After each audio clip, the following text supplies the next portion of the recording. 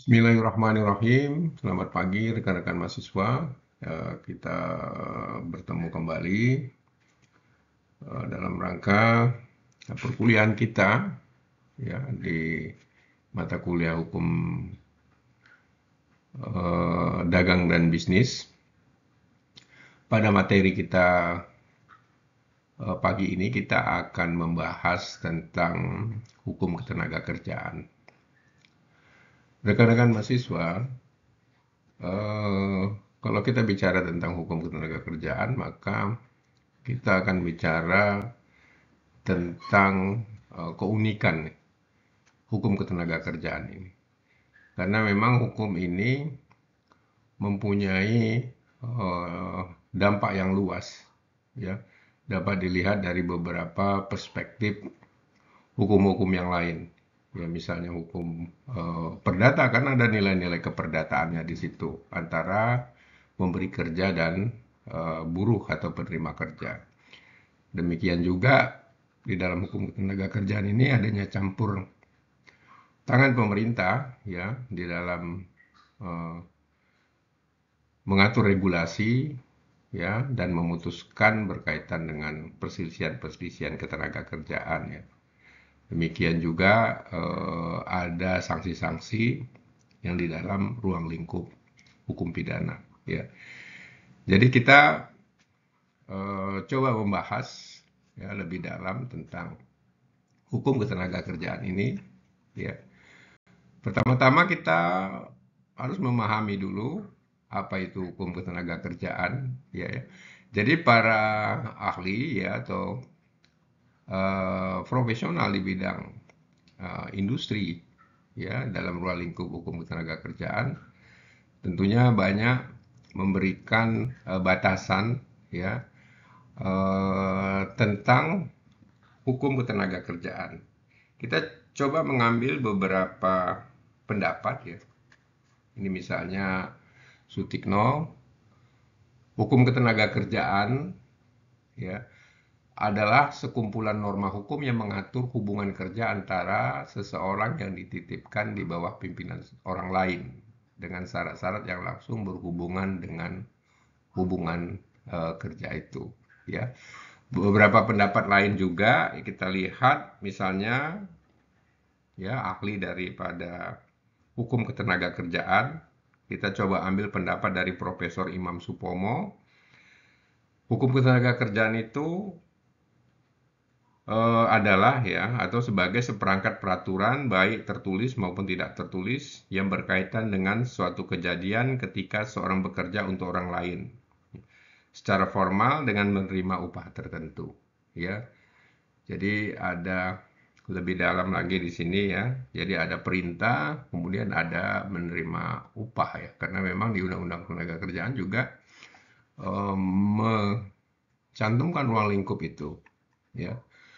Kemudian rekan-rekan mahasiswa kita coba membahas tentang asas dan tujuan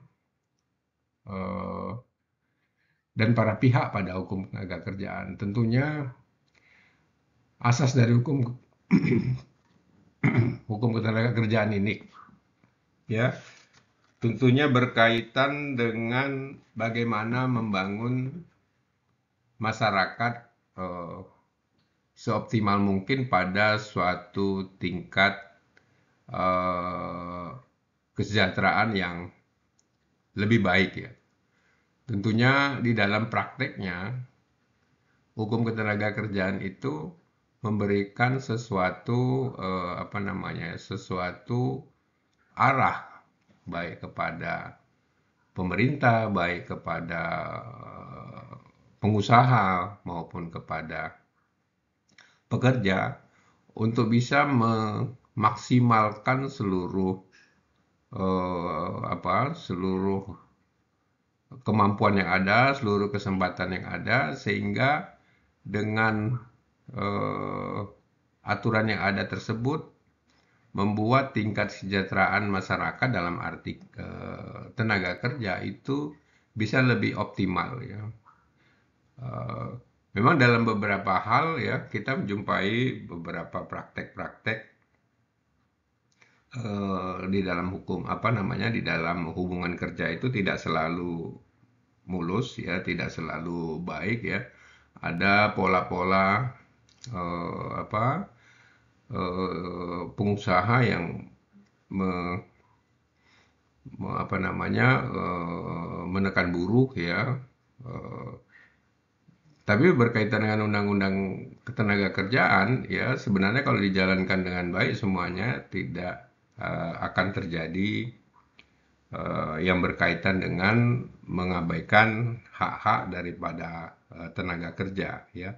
Tentunya dari hukum ketenaga kerjaan itu asal dan tujuannya lebih kepada bagaimana menciptakan suatu keadilan bagi buruh ya, bagaimana menciptakan suatu kesejahteraan ya, meningkatkan kualitas hidup dan lain sebagainya. Ini berkaitan dengan juga nilai-nilai uh, pembangunan nasional ya. Tentunya pemerataan itu sejalan dengan konsep pembangunan ketenaga kerjaan yang ada di negara kita ya. Kemudian rekan-rekan mahasiswa eh, kalau kita bicara tentang pembentukan undang-undang ketenaga kerjaan maka ada beberapa pihak ya yang mempunyai eh, kepentingan yang mempunyai kaitan yang erat berkaitan dengan pembentukan undang-undang ketenaga kerjaan tersebut ya. Yang pertama adalah tenaga kerja ya. Jadi tenaga kerja itu siapa ya?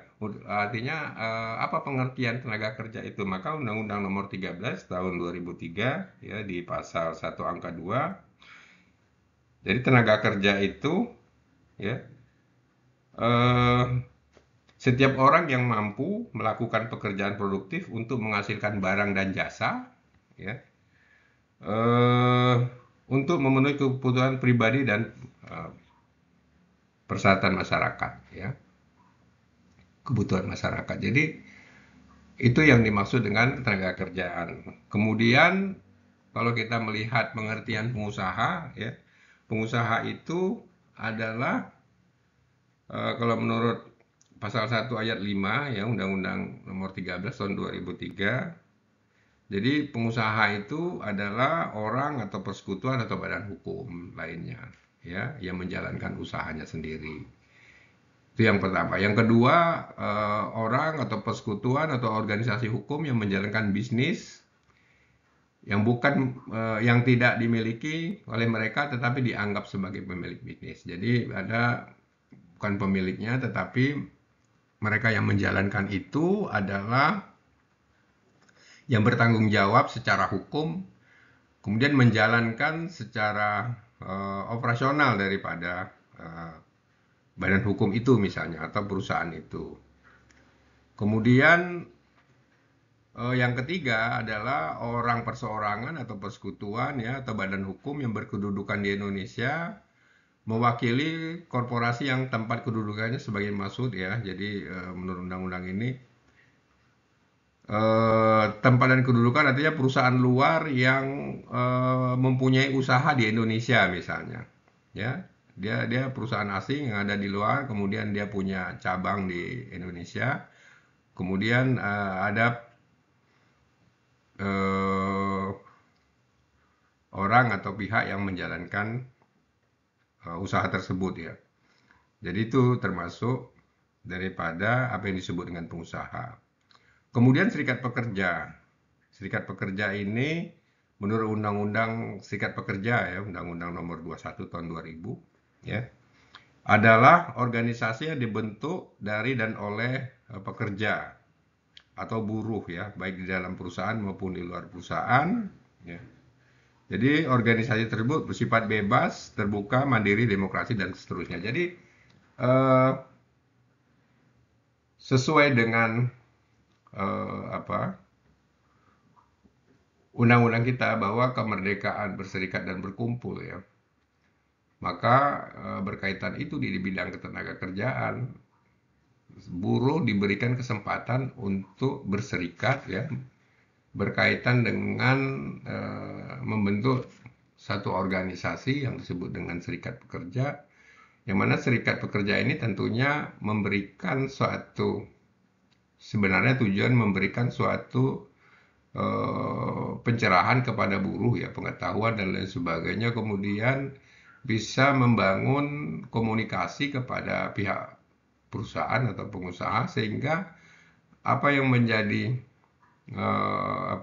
hubungan ketenaga kerjaan antara buruh dan dengan perusahaan itu bisa berjalan baik, bisa berjalan sesuai dengan aturan yang ada, ya. Itu serikat pekerja. Kemudian asosiasi pengusaha ya. Mungkin kita pernah mengenal Apindo, ya. Eh, Organisasi ini ya atau Kadin organisasi ini juga memberikan sesuatu memberikan sesuatu masukan-masukan yang positif ya, meskipun di dalam perjalanannya itu selalu bertentangan dengan serikat pekerja atau serikat buruh ya, karena memang antara pengusaha dengan buruh yang berkaitan dengan hal-hal dalam ruang lingkup upah, benefit dan lain sebagainya itu selalu berbenturan ya, karena memang ada suatu tujuan yang berbeda ya, yang biasanya akan dicari suatu titik temunya di mana ya, ketika misalnya penetapan upah sektoral, ketika ada perubahan-perubahan yang berkaitan dengan upah, berkaitan dengan tunjangan dan lain sebagainya, ini yang biasanya menjadi suatu problem ya antara pekerja, serikat pekerja atau pengusaha ataupun asosiasi pengusaha ya. Kemudian pemerintah ya, pemerintah ini mempunyai tanggung jawab yang besar ya terhadap pembentukan undang-undang ya, di mana pemerintah ini berkaitan dengan membuat suatu undang-undang itu ya antara DPR, Presiden, sehingga bagaimana undang-undang itu mempunyai manfaat yang bagus ya. Kita ambil contoh misalnya undang-undang tentang cipta kerja yang menurut kita memang banyak kelemahan di situ, artinya merubah satu undang-undang, sebagian undang-undang yang ada di Undang-Undang Nomor 13 tahun 2003 yang yang menyangkut beberapa kesejahteraan buruh yang menjadi berkurang ya. Itu makanya serikat pekerja menentang itu ya, sampai terakhir kita lihat ada beberapa gugatan di MK ya tentang beberapa hal ya yang akhirnya itu putusannya itu disetujui ya. Contohnya misalnya mengenai upah ya, yang dulu upah sektoral itu ditiadakan dengan undang-undang Cipta Kerja. Sekarang ini karena ada putusan MK itu ya diciptakan lagi ya. Memang dalam menetapkan upah sektoral itu ya, misalnya upah minimum provinsi, upah minimum kabupaten, itu memang memerlukan waktu energi yang cukup luas ya, karena saya pernah ikut di Dewan Pengupahan dulu ya di Sumatera Utara. Jadi membentuk itu ya perlu biaya, perlu waktu dan lain sebagainya ya. Kemudian itu prosesnya cukup alot ya, karena yang namanya serikat pekerja atau buruh tentunya akan menginginkan suatu kenaikan-kenaikan yang signifikan, sedangkan pengusaha bicara tentang bagaimana tren ekonomi sekarang ya, kemampuan mereka dan lain sebagainya. Tentu ini ada perbedaan yang sangat signifikan ya. Rekan-rekan mahasiswa ya, kalau kita bicara tentang ruang lingkup, tentu beberapa hal yang kita bahas ya. Pertama, aturan ketenaga kerjaan itu tentunya akan akan berkaitan dengan tenaga kerja, baik perorangan ya maupun serikat pekerjanya. Kemudian ada badan hukum, kemudian ada pemerintahan dan lain sebagainya. Ya. Kemudian kalau kita bicara tentang waktu ya, masalah waktu tenaga kerjaan. Jadi hukum tenaga kerja itu mengatur tentang hubungan kerja sebelum bekerja maksudnya, atau selama menjalankan pekerjaan, atau setelah pemutusan hubungan kerja. Ya, jadi hukum tenaga kerja itu contohnya kalau setelah PHK, kalau hak-hak yang orang di PHK itu tidak diberikan, tidak ditunaikan sesuai dengan aturan ketenaga kerjaan misalnya ya, atau belum ada kesepakatan, maka itu masih ada hubungan hukumnya ya, harus masih ada kewajiban daripada pengusaha untuk menyelesaikan itu ya. Kemudian menyangkut cakupan wilayah. Ini menyangkut wilayah tentu eh, regional ya, ataupun nasional dan lain sebagainya, maupun internasional ya. Jadi secara wilayah hukum tenaga kerjaan itu mencakup sesuai dengan asas hukum, tentunya itu berkaitan dengan uh, kawasan yang menyangkut regional ataupun sektoral maupun internasional ya. Kemudian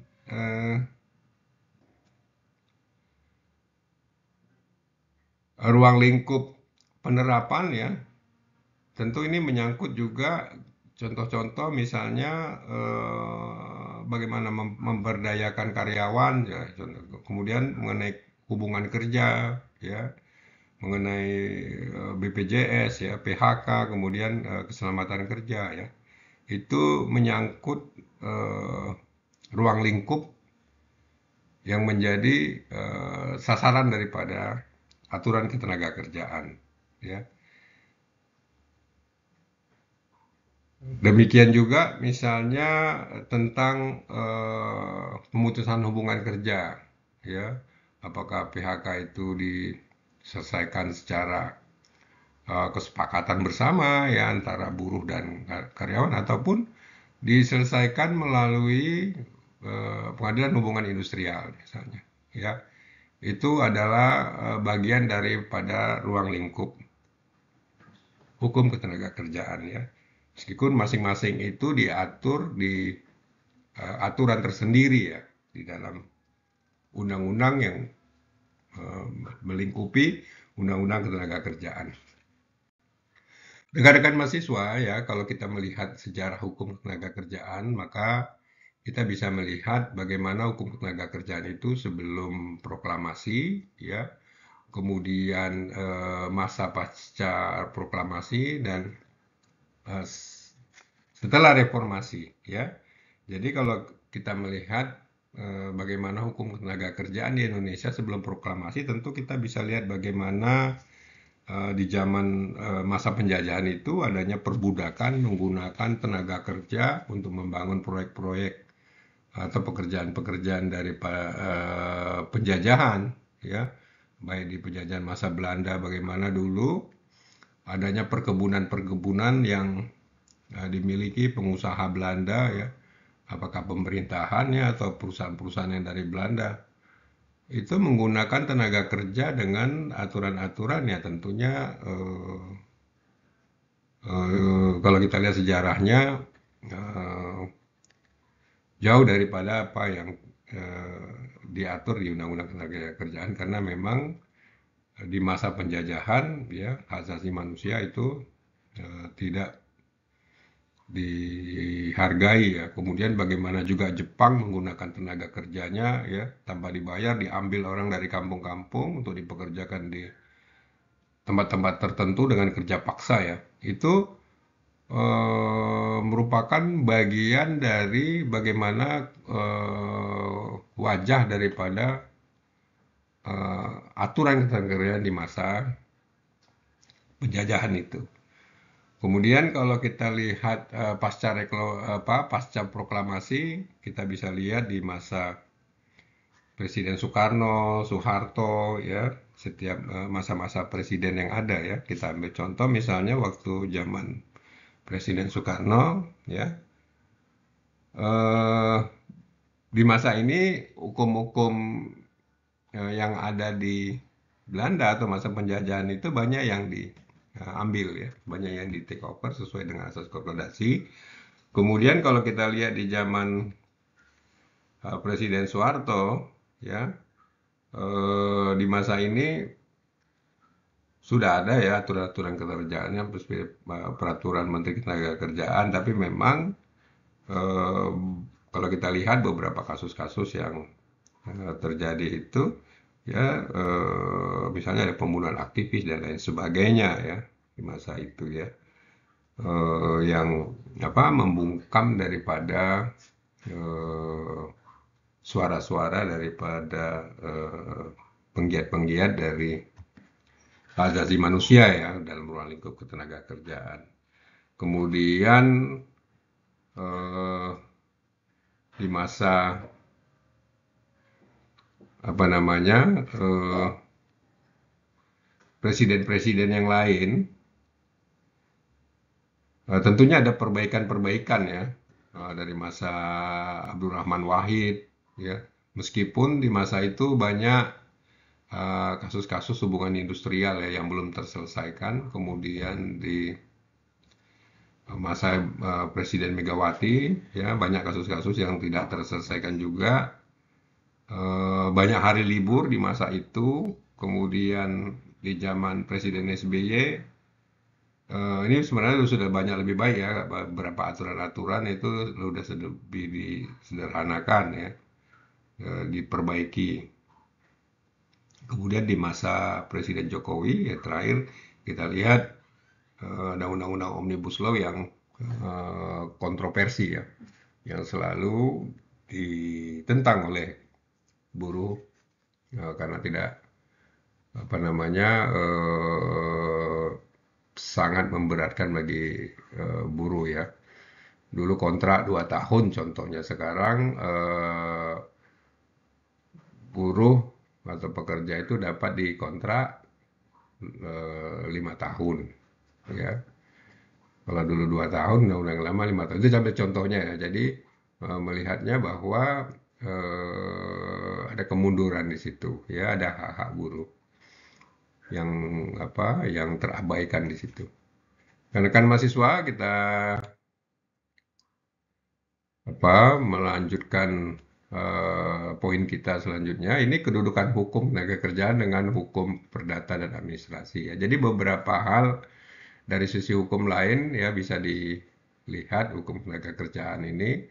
Kalau dari sisi hukum perdata kita tahu bahwa hubungan buruh dan majikan itu ya atau pengusaha itu tentu hubungan keperdataan. Adanya kesepakatan untuk melakukan pekerjaan ya sesuai dengan kontrak kerja yang ada itu adalah hukum perdata ya.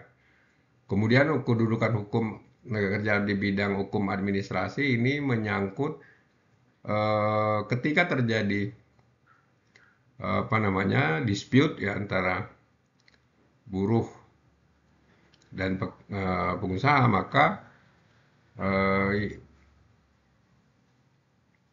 itu akan dibawa kepada pengadilan ya. Pengadilan ini yang apa namanya yang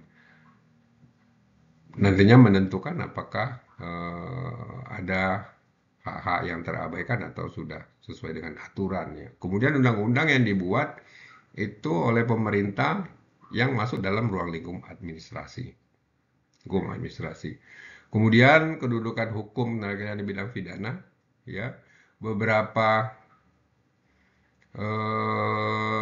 apa namanya beberapa aturan di dalam undang-undang ketenagakerjaan itu ada sanksi pidana yang diberikan ya. Ada sanksi pidana yang diberikan berupa denda, berupa macam-macam ya. Sehingga ini ada bersinggungan dengan hukum pidana di situ. Ya, misalnya buruh tidak bayar pesangon dan lain sebagainya, nanti bisa dilihat di Undang-Undang Tenaga Kerjaan. Itu ada pidananya ya terhadap si pengusaha gitu ya. Kemudian ya, rekan mahasiswa, kalau kita lihat sumber hukum tenaga kerjaan ya, ada sumber hukum tertulis yaitu undang-undang tentang BPJS, undang-undang tentang keselamatan kerja, undang-undang tentang tenaga kerjanya, misalnya undang-undang nomor 13 tahun 2003 dan selanjutnya ya. Kemudian peraturan ini menyangkut kepada menyangkut kepada peraturan pelaksana daripada undang-undang itu. Ya, banyak contoh ya tentang eh, kita bisa lihat Undang-Undang Nomor 35 tahun 2001 tentang perjanjian kerja waktu tertentu misalnya.